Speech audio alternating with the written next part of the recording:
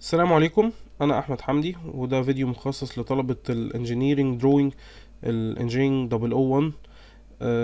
في الفيديو ده هنتكلم على شوية tips and tricks وشوية instructions للميد تيرم بتاع الدروينج.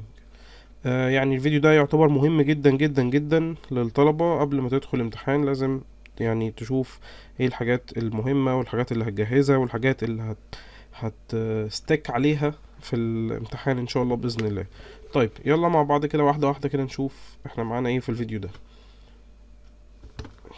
طيب مبدئيا اول حاجه عندنا في الاكزام ديوريشن يعني هو هيبقى ساعه ونص. تمام. التوبكس اللي هتبقى تو بي كفرد هيجي رسمتين: رسمة applied geometric زي اللي انتم المفروض خدتوها في التوتوريالز والاساينمنتس والكلاس ووركس والحاجات دي، ورسمة تانية orthographic projections اللي هي المساقط. مفروض حضرتك هتبدأ ترسم المساقط بتاعتك، وتجهزها وتظبط الدنيا وتشوف ال يعني المساقط بتاعتك، يعني زي ما احنا خدنا قبل كده في الحاجات اللي احنا خدناها. طيب حتة ال preparation before the exam، المفروض حضرتك هتجهز الاكزام شيت. الاكزام المفروض هيبقى في one paper one side، يعني المفروض حضرتك هتسطر الورقة وتجهزها وتكتب عليها اسمك والاي دي، وتكتب mid term 1 او MT او between two brackets 1 بالفونت اللي حضرتك متعود عليه. انت بترسم الحروف، مش هتكتب حروف عادية. اللي هيكتب حروف عادية بينقص عليها. تمام. المفروض ان حضرتك بتكتب الحروف بتاعت اسمك، سواء الحروف او الارقام بتاعت الاي دي، بالفونت اللي حضرتك متعود عليه او اللي عملته زي اول assignment خالص بتاع الليترز. تمام. هجهز الورقة في البيت A3. طبعا هجيب ورقة مطبوعة، مش هيتصحح لك الامتحان. لازم تجيب الورقة ال A3 اللي احنا متعودين عليها، تسطرها بالتسطيرة بتاعة اللي احنا متعودين عليها الستاندرد بتاعنا. لو مش فاكر التسطيرة ارجع تاني للفيديو بتاع ازاي ترسم الفريم او البوردرز في الشيت بتاعك. تمام. هتلاقوا كل حاجة بالدايمنشنز في الشيت ده. طبعا حضرتك المفروض هتجهز الكلام ده في البيت. هتجهز وان سايد، ممكن تجهز ورقتين، يعني لأي ظرف. انت كده كده هتحتاج ورقة واحدة بس، مش هتحتاج الورقتين. ليه؟ لأن هي رسمة ورسمة، والاتنين هترسمهم المفروض في نفس السايد، في نفس المكان. تمام. طيب ده ياخدنا لحتة تانية مهمة جدا جدا جدا.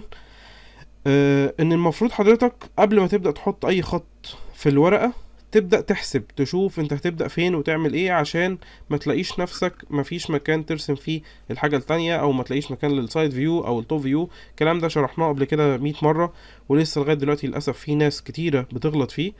المفروض قبل ما تحط اي خط في الورقة بتاعتك في الامتحان، تاخد الورقة تفكر، تشوف هتبدأ ايه، امتى، فين، هتبدأ بايه، بالابلاي جيومتريك ولا بالاورثوجرافيك بروجيكشنز، بحيث ان انت تخلي تقعد تحسب الاول مسافاتك والابعاد بتاعتك بتاعة الفيوز كلها مع بعض، بحيث ان انت تخلي الدنيا كلها واضحة وكلها في وان فريم، كلها متسنطرة، كلها الدنيا مظبوطة، مفيش حاجة طالعة فوق في الكورنر، حاجة لازقة في البتاع، حاجة ملهاش مكان.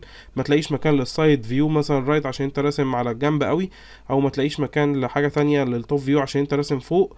فنخلي بالنا من الموضوع ده كويس جدا. تمام. طيب ده بالنسبة للحتة بتاعة البريباريشن. طيب احنا قلنا ان الاكزام هيجي فيه تو توبكس: الابلايد جيومتريك وال orthographic projections. نمسك توبك نتكلم عليه. الابلايد جيومتريك حضرتك المفروض تركز على الاوفل، ترسمه مش اقل من 20-30 مرة. ليه؟ لان الاوفل هيبقى عليه اللود كبير في الدرجة. الدرجة بتاع الامتحان واتيفر هي بتبقى من كام، الاوفل عليه اللود الكبير في الحتة بتاعة الابلايد جيومتريك. تمام. طبعا ده مش هيقلل من قيمة الحاجات التانية. المفروض حضرتك بقى تخلي بالك من الفيلتس، الاوفل، البنتاجون، الهكساجون. وحاجة مهمة جدا، الهكساجون المفروض حضرتك تركز فيه. تعرف هو هيترسم بره الدايرة ولا جوه الدايرة. انت خد الهكساجون اللي هيجيلك او البنتاجون اللي هيجيلك، كده كده انت خدت رسمة البنتاجون جوه، فهيجيلك الاتنين سواء بقى هكساجون او بنتاجون.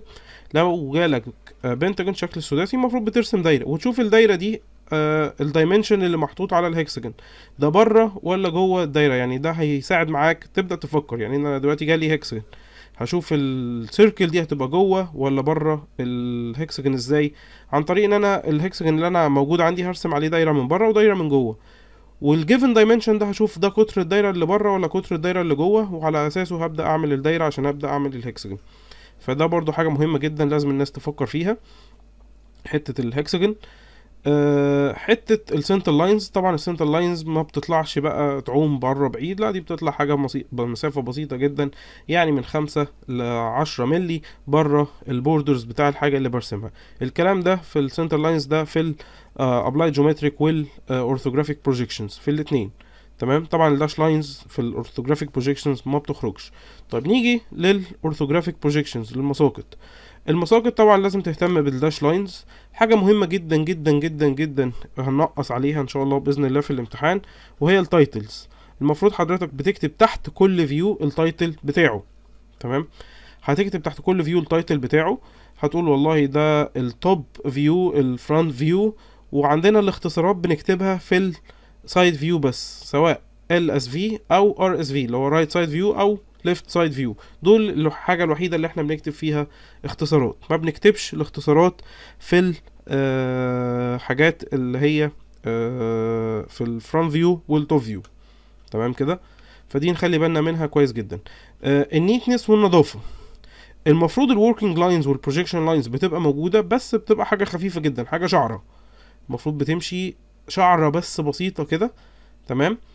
ما بتعملش الخطوط اللي احنا كنا بنشوفها، اللي انت تبدأ تحفر بقى وتعمل حاجات خطوط سودة تقيلة، لا.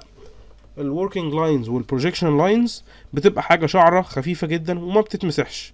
اللي بيتمسح مثلا الزيادات، مثلا انت عندك فيه 2 سيركلز هترسم بينهم تانجنت فيلت، فبقيت السيركل دي هتمسحها بالاريسنج شيلد، وبقيت مثلا الهكسجون، بقيت الكلام ده كله. لو في حاجة انت المفروض هتمسحها زيادة في البوردرز بتاع الحاجة اللي انت بترسمها، او في الاوت لاينز بتاع الدروينج اللي انت بترسمه ده، هو بتمسح الزيادات. لكن الوركينج لاينز والستبس ما بنمسحهاش. طبعا الستبس هنحاسب عليها. شفت انا ناس كتيره الفتره اللي فاتت بترسم الاوفل بطريقه دايرتين كده وبتاع، طريقه كده مش عجباني. طبعا لو ما شفتش الستبس بالطريقه اللي احنا شرحناها ده هيبقى فيها كلام تاني. المفروض حضرتك لما تيجي ترسم الاوفل الاليبس ترسمه بالستبس اللي احنا قلنا عليها. تمام. فدي نقطة مهمة جدا جدا المفروض الناس تخلي بالها منها. جميل. في الامتحان زي ما قلنا حضرتك هتبدأ تحسب قبل ما تبدأ. تتأكد كويس جدا، ممكن تغسل التولز بتاعتك قبل ما تيجي الامتحان. طبعا حتة الأسئلة في الامتحان ممنوعة، مفيش أسئلة خالص، الرسمة هتيجي سهلة، وهتيجي البرجل بتاعها إن شاء الله بإذن الله هيبقى بسيط وسهل، مش هيجي فيه اللي هو الرسومات اللي بيبقى فيها محتاجة برجل كبير. هنظبط الموضوع ده ان هي الرسمة تيجي البرجل بتاعها يفضل السبان او الفتحة بتاع البرجل تنفع ان هي تتعمل بيها الرسمة اللي احنا هنجيبها. نخلي بالنا كويس جدا، نشوف الفيديوهات بتاع الريفيجنز مهمة جدا جدا جدا. رسومات كتيرة جدا ملهاش نهاية. حضرتك عايز تعمل ريفيجن ممكن تدخل على ويب سايت زي بنترست، خلينا نشوفه كده مع بعض. حاجة زي الويب سايت ده هتلاقوا فيه عليه ملايين الرسومات.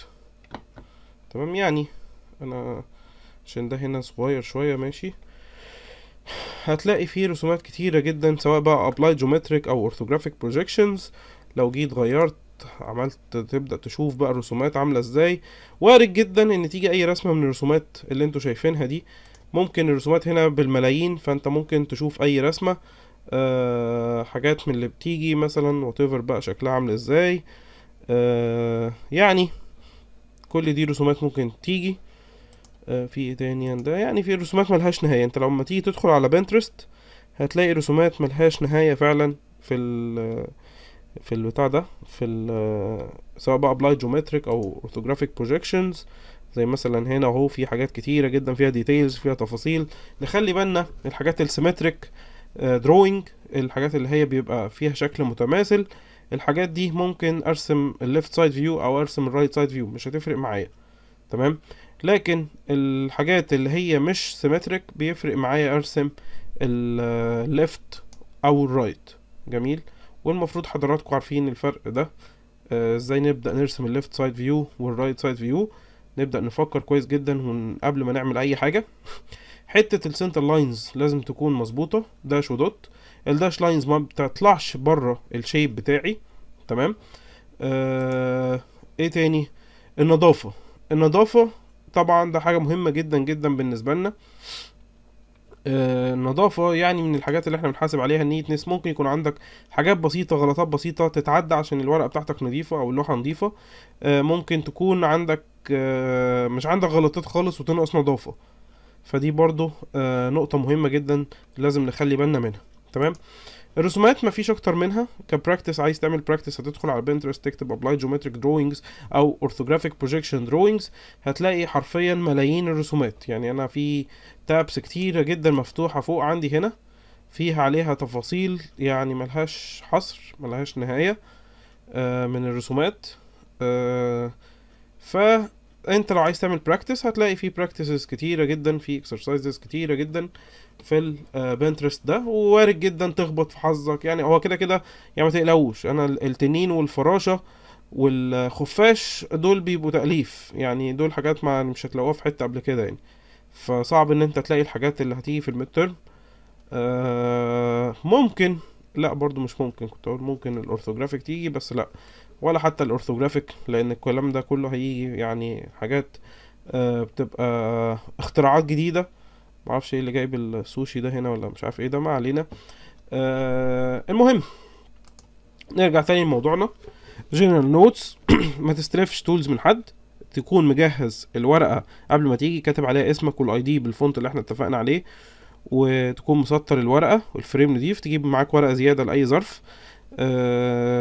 التولز كلها تكون كاملة معاك. تفكر قبل ما تبدأ تكتب تايتلز تمام تحت كل حاجة. السنتر لاينز تكون واضحة وجميلة ونظيفة. ما يبقاش فيه الستبس الخطوات الوركينج لاينز او البروجيكشن لاينز تكون شعرة خفيفة جدا جدا، ما بنمسحهاش بنخليها، مش بنمسح الوركينج لاينز والبروجيكشن لاينز. جميل. في الاورثوجرافيك بروجيكشنز في حاجة مهمة جدا كنت هنسى اقولها. يا ريت الناس تشوف الفيديو بتاع البراكت او الفيديو بتاع الريفيجن بتاع السامبلز، بالذات اخر واحده خالص في الفيديو بتاع الفايف اكسرسايزز دي، الاكسرسايز بتاع اللي هو الفايف اوبجكتس. في التوب فيو في ناس كتيره جدا بيبقى عندها مشاكل في التوب فيو. التوب فيو اولا هو بيترسم فوق الفرونت فيو مش فوق السايد فيو. حسيت ان الدنيا بدأت تضيع معاك او يعني يبقى صعبه شويه. حاول ان انت تعمل تراكنج لفيتشر باي فيتشر. الموضوع ده مهم جدا جدا جدا بالذات في الميد تيرم. هتاخد خطوط من الفرونت وتاخد خطوط من السايد وترمي ده هنا وده هنا، هتلاقي فوق عندك فيه خطوط داخله في بعض مش هتعرف مين بتاع ايه، فبالتالي هتلبس مش هتعرف تعمل حاجه مظبوطه. تمام.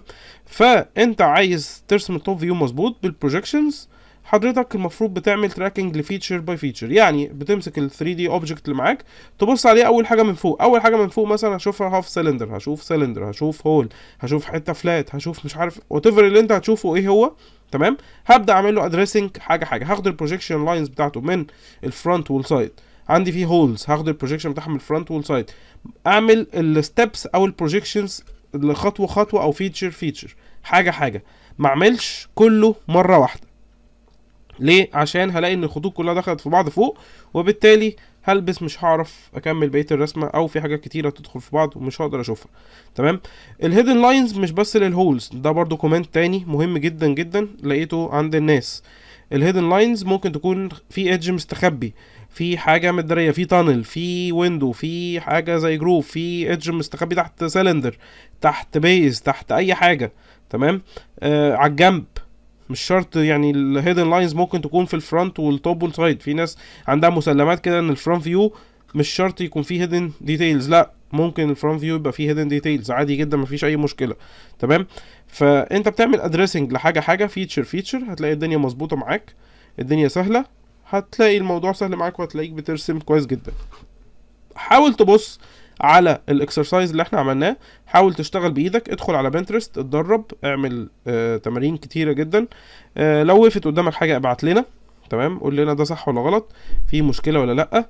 الامتحان ان شاء الله يوم الاحد، المفروض معرفش باين الساعه 1 ولا الساعه 1:30 ولا مش فاكر كام، بس انا فاكر ان هو يوم الاحد. تكون جاهز، نايم كويس، اعصابك هاديه، مذاكر، الدنيا معاك بسيطه ومفيش فيها اي مشكله. عامل براكتس محترم، الامتحان بالنسبه لك هيبقى كلام فاضي، وهتدخل تجيب درجه حلوه والدنيا حلوه. طبعا في ناس كتير عارفين نفسهم هم بسم الله ما شاء الله عليهم كويسين جدا، وفي ناس يعني ربنا معاها وربنا يستر عليهم. فاتدرب كويس جدا. كده كده في ريفيجن سيشنز هتبقى فيه موجوده بكره وبعده، هيبعت اناونسمنت بيها. ده هيبقى بعد اليوم الدراسي ده، للي حابب يجي يسمع. هيبقى فيه الجونيور تيز هيعملوها. الدنيا سهلة وبسيطة. عندك اي مشكلة، عندك اي سؤال، عندك اي استفسار، الامتحان لازم يكون في وان سايد، يعني مش هتقلب الورقة، لا الاتنين الرسمتين هيبقوا في نفس البيج، يعني في نفس الوش، مش هتقلب الورقة، مش هتعمل وش وظهر. تمام كده. الامتحانات هيبقى فيها مودلز مختلفة، كل واحد هيكتب في، يعني دي انا همر عليكم ساعة الامتحان هقول لكم عليها حتة المودلز اللي هتتكتب فين. يعني زي ما قلنا امتحان ساعة ونص، لازم تتدرب كويس جدا جدا جدا على ان انت تخلص رسمتين. المفروض ان كان في الاسبوع ده بروفا على الموضوع ده، ان انت عندك فيه اللي هي الوان ان وان، رسمة ورسمة، ودول السهلين. يعني الرسمتين بتوع الاسبوع دول الاسبوع ده كانوا اللي هم السهلين، اللي المفروض يعني الامتحان هيجي سنة يعني ممكن يكون ليفل اعلى سنة بسيطة من الرسمتين دول.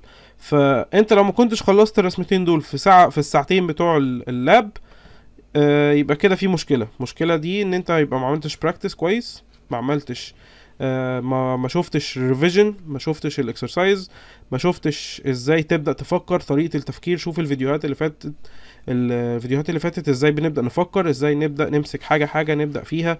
في الابلايد جيومتريك انت بتبدا بالسنترز، بالسيركلز، اي حاجه فيها سيركلز كبيره تبدا من بره لجوه، تبدا تعمل الديتيلز. الاوفل تفكر فيه، تشوف بدايته فين ونهايته فين، تعمله بالطريقه اللي قلناها. الهكسجون والبنتاجون تبدا تشوف كويس جدا، والفيلتس تبدا تشوف حاجات مهمه جدا، تبدا تشوف هم من بره ولا من جوه. اخر حاجه هقولها، تمام، مفيش دايمنشن هيكون ناقص، بس في دايمنشنز هتحتاج تفكير. تمام كده يا شباب؟ يعني تاني، ما تجيش تقول دي الرسمه دي ناقصه ابعاد، لا، هي الرسمه مش هتكون ناقصه ابعاد، هي الرسمه المفروض حضرتك هتستنتج منها ابعاد. تمام، تفكر بقى لو في بعد انت شايفه ناقص، لا هو مش هيبقى ناقص، هو هيبقى موجود.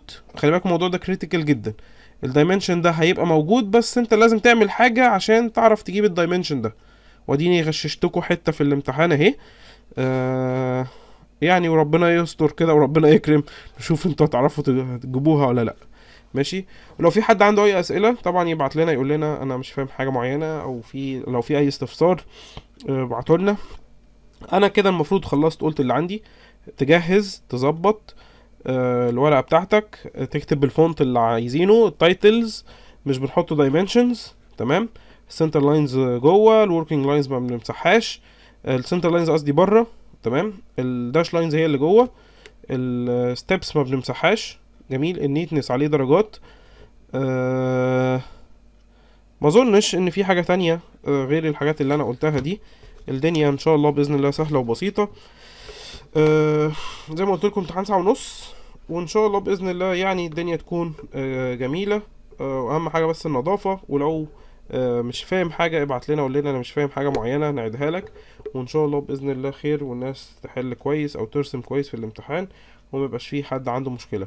ونصيحه اخويه اخيره، ما تحاولش تفبرك عشان هتتهرش. شكرا، والسلام عليكم ورحمه الله وبركاته.